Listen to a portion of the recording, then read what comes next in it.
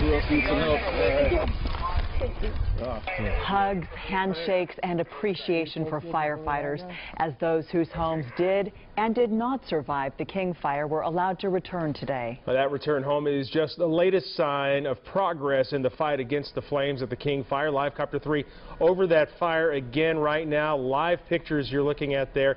This is the latest on the numbers as of noontime today. The fire is just under 90,000 acres, but that's only 2,000 acres larger than yesterday at this time, to suggest that it has slowed its spread. In the meantime, containment has grown significantly, now up to 35%. But it is not all good news today. Fire crews have concerns about changing winds fanning the flames and kicking up the fire. We have team coverage tonight. KCRA 3 Chief Meteorologist Mark Fynum will have the latest on those weather conditions. First, though, let's start with Mike Lurie and the dozens of evacuees who were allowed to return home today. And Mike, that homecoming painful for some.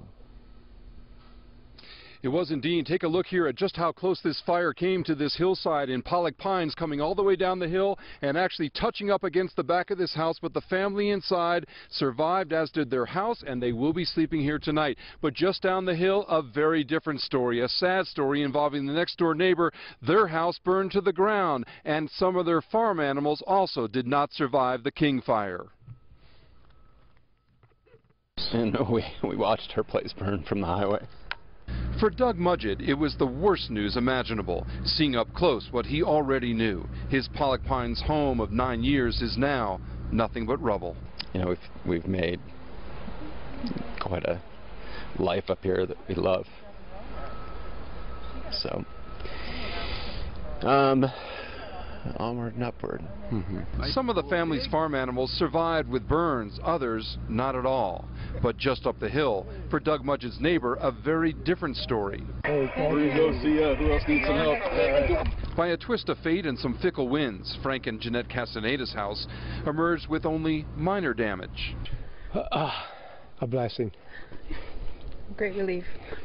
It was a great relief. Just thankful. That's I can't think of the words.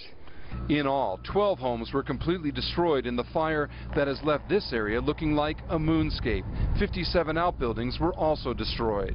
But the area around White Meadow Road has now been opened up after Sheriff John D'Agostini lifted the evacuation order at noon today. Fire lines and the containment that they have in the distance from where the fire was, they feel confident that we're okay to let folks in there without any further danger. Now firefighters are busy keeping ahead of strong winds with red flag warnings. We are at the mercy of Mother Nature, but we will do everything that we can possible to mitigate Mother Nature's threat against us by putting in those control lines and containing the fire's edge. And you're looking at live pictures now of what firefighters say is a very good use of defensible space. It actually may have helped save this home. You can see just how close it got to the actual home, actually torching portions of the back part, but it is still very much intact. But the winds that the firefighters mentioned is still very much a concern. They do have a master plan designed to attack that between now and 8 o'clock tomorrow when the red flag warning is in effect. We'll tell you more about that coming up tonight at 6. Reporting live in Pollock Pines, Mike Lurie, KCRA 3 News. Mike, it is so striking when you see the way the fire moves through neighborhoods, sort of hopscotching, saving one house, avoiding one, hitting another one. Does it seem that random when you're looking at the damage in person? It really does. Just how fickle the winds can be and how much they can change at a moment's notice. I mean, this house is, you know, as close can be to getting torched, but it stopped, again, thanks in part to defensible space. But just down the hill, another home with also good use of defensible space, and that one was burned to the ground. Very, very sad story, and again, just because of the fickle natures of the winds here for the King Fire.